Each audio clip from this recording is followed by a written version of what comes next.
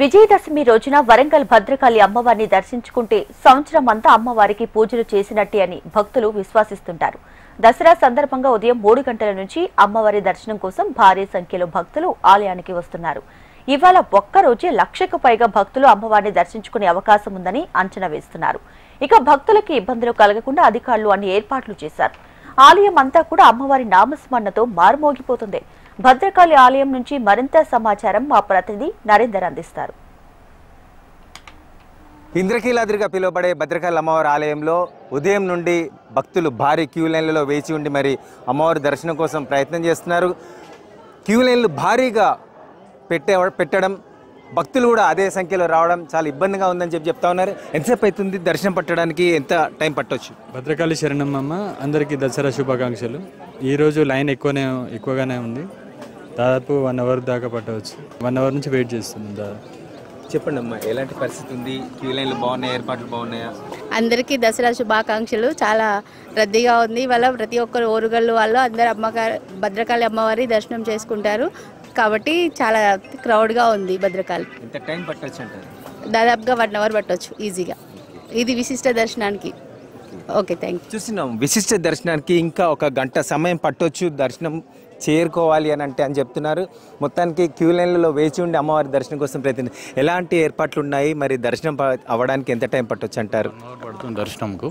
ఏర్పాట్లు బాగానే చేస్తున్నారు కనుక ప్రతి సంవత్సరం మేము ఈ విజయదశమికి అమ్మవారి దర్శనానికి వస్తాం.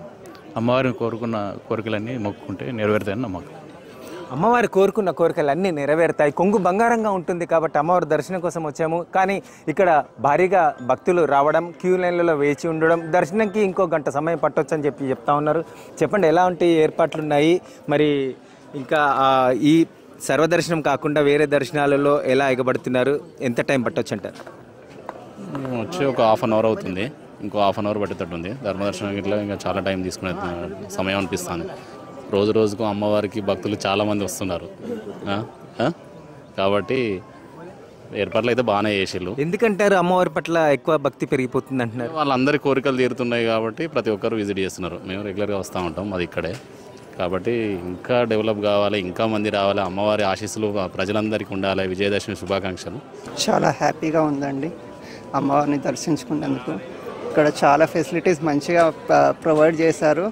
ఎవరు ఎందులో దొరికితే అందులో వెళ్ళిపోతున్నారు త్వరగా. అమ్మవారు ఏంటంటే నవరాత్రులుగా 9 రోజులు ఒక్కొక్క రోజు ఒక్కొక్క దర్శనం చేసుకోవడానికి ఖచ్చితంగా కొందరు 9 days వస్తారు. ఈరోజు పర్టికులర్గా ఫైనల్ డే రాజరాజేశ్వరి అమ్మవారిని దర్శించుకోవడానికి వస్తారు. ఓన్లీ కోరికలనే కాదు, అమ్మవారిని దర్శించుకొని కృపకి పాత్రలు ఇవ్వడానికి అలా వస్తూ ఉంటారు. నేడు అమ్మవారు రాజరాజేశ్వరి అవతారంలో మనకు దర్శనం ఇస్తారు. అమ్మవారి కృప అనేది ఇంపార్టెంట్. దర్శనం చేసుకోవడంలో, ఆమెను తిలకించడంలో ఉండే ఆ సంతోషము, ఆ దర్శనం వల్ల కలిగే భాగ్యము చాలా గొప్పది అని చెప్తున్నారు.